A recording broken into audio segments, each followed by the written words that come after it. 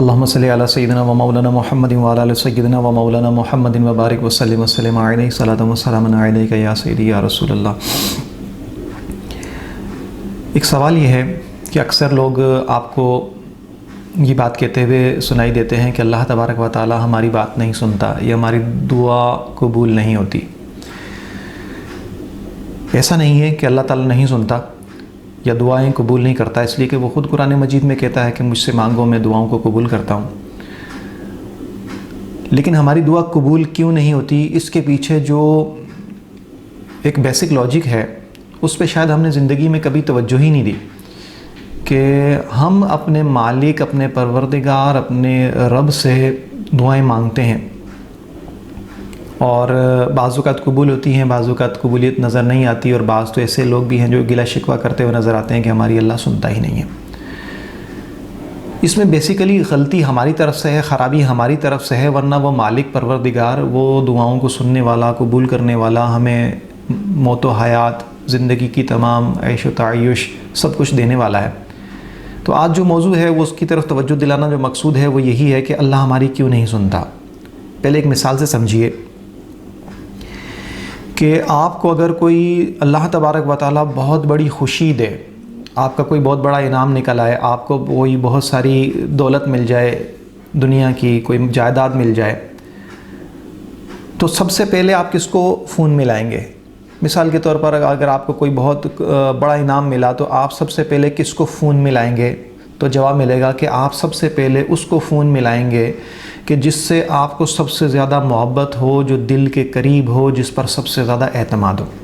اب اس کے الٹ لے لیں کہ اگر خدا نخواستہ آپ کا حادثہ ہو جائے، آپ کو چوٹ لگ جائے اور شدید تکلیف کے آثار ہوں، تو آپ جب موبائل جیب سے نکالیں گے تو سب سے پہلے کس کو فون لگائیں گے؟ تو جواب یہ ہے کہ آپ سب سے پہلے فون اس شخص کو لگائیں گے جو سب سے زیادہ آپ کے دل کے قریب ہو، جس پر آپ کو اعتماد ہو کہ یہ میرا مددگار بنے گا، مجھے آ کر تکلیف سے نکالے گا، اور وہ کہ جو سب سے زیادہ آپ کو چاہنے والا ہو،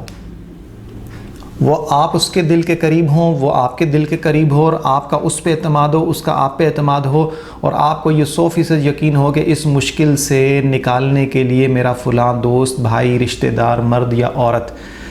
آپ اس کو فون ملائیں گے۔ بس یہیں پر ہماری خرابی شروع ہوتی ہے، یہی ہماری بے راہ روی کا سبب ہے۔ اس کی وجہ یہ ہے کہ زندگی میں ہمیں خوشی ملی یا زندگی میں ہمیں غم ملا، دونوں کے ملنے پر سب سے پہلے ہم دنیا کے اس شخص کی طرف چلے گئے، ہمارا دل، ہمارا دماغ اس شخص کی طرف ڈائیورٹ ہو گیا جو ہمارے دل کے زیادہ قریب ہے، اعتماد کے زیادہ قریب ہے، معاون و مددگار ہے۔ جبکہ ہونا کیا چاہیے تھا؟ ہونا یہ چاہیے تھا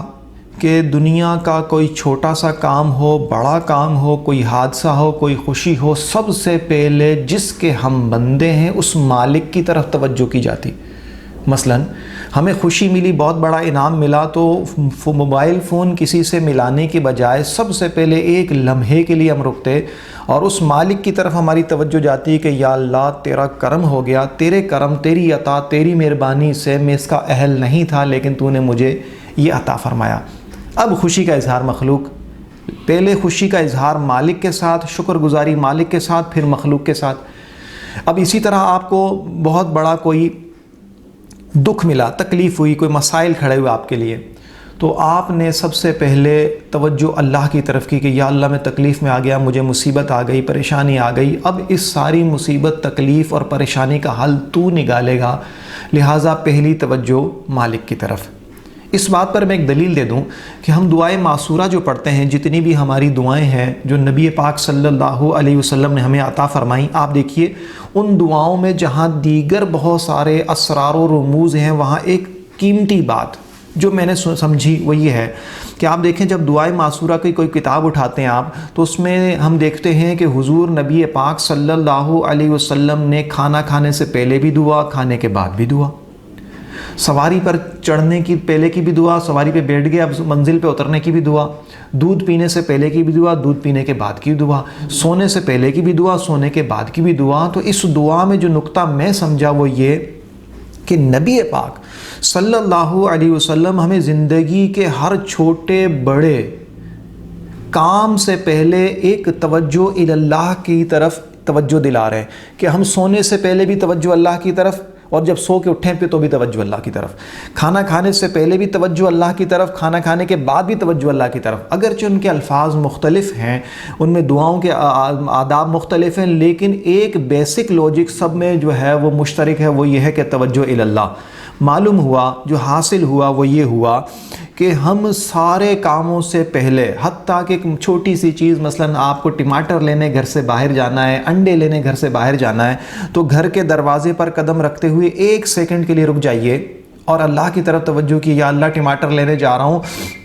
یا اللہ میں ٹماٹر لینے جا رہا ہوں، میری اس میں برکت عطا فرما، مجھے خیر عطا فرما، اور میرے لیے آسانی فرما کہ میں اس میں کوئی نقصان نہ اٹھاؤں، آفت مصیبت بلا سے بچ جاؤں۔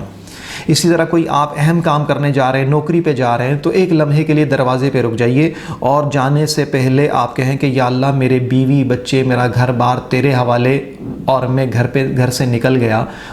اور میری عافیت تو عطا فرما۔ تو اب جس کام کو شروع کیا آپ نے اس میں توجہ اللہ، جس کام کو آپ نے ختم کیا اس پر شکر ادا کرتے ہوئے توجہ اللہ، تو اب یہ ہے وہ بنیادی بات کہ جس سے ہماری دعائیں قبول نہیں ہوتی۔ جب ہم توجہ ہر کام میں مخلوق کی طرف، اپنی ہوشیاری کی طرف، اپنے اس تدبیر کی طرف کرتے ہیں جو اللہ تعالیٰ نے ہمیں عقل و شعور عطا فرمایا، جو سمجھداری عطا فرمائی ہے، جب ہم اس پہ بھروسہ کرتے ہیں تو نقصان اٹھاتے ہیں۔ لیکن اگر کوئی نقصان اٹھانے سے بچنا چاہتا ہے اور چاہتا ہے کہ ہر مانگی گئی دعا قبول ہو، تو پھر اپنی خوشیاں غمیاں چھوٹے بڑے ہر کام سے پہلے توجہ اللہ کرے، تو کمال یہ ہوگا کہ ہر کام میں اللہ کی مدد شامل حال ہوگی۔ ہمارا نقصان کیا ہے کہ ہم اللہ تبارک و تعالیٰ کو ثانوی حیثیت دیتے ہیں۔ آپ مثال یوں سمجھ لیں کہ ہمارا مریض بیمار ہوتا ہے تو ہم اسے فوراً اٹھا کر ہاسپٹل لے جاتے ہیں، جیب میں موٹے موٹے نوٹوں کی گڈی رکھ لیتے ہیں کہ نہ جانے ڈاکٹر کتنے پیسے مانگیں گے، آپریشن ہوگا، کیا ہوگا، ٹیسٹ ہوں گے۔ لیکن حال یہ ہوتا ہے کہ اپنے پاس پھر فون آتے ہیں کہ حضرت ڈاکٹرز نے جواب دے دیا ہے، مریض کی حالت بہت خراب ہے، آپ دعا کیجئے۔ ان سارے کاموں سے پہلے کیا ہونا چاہیے تھا؟ ان سارے کاموں سے پہلے یہ ہونا چاہیے تھا کہ جب ہمارے بیمار پر بیماری آئی، ہمارا بھائی دوست یار گھر والے کوئی بیمار ہوئے، 1 سیکنڈ کے لیے رک جائیے اور توجہ اللہ کی طرف کیجئے کہ یا اللہ تیری ہی کرم سے یہ ٹھیک تھا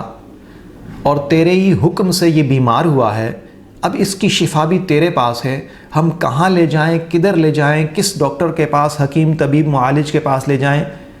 ہمارے من میں وہ ڈال دے جہاں سے اس کو شفا ملے، اور جس کے پاس لے کے جائیں اس کے ہاتھ میں بھی اس کی شفا رکھ دے، اور جو دوا ڈاکٹر انجیکشن ڈاکٹر دے اس میں بھی تو اپنے کرم سے شفا رکھ دے کہ ہمارا مریض جلدی ٹھیک ہو جائے۔ اب یاد رکھیے اس راستے سے جب ہم جائیں گے، پہلے ہم راستے اپنے عقل شعور کے حساب سے گئے کہ کون سا اچھا ڈاکٹر، کون سا ہاسپٹل، کون سی اچھی دوا،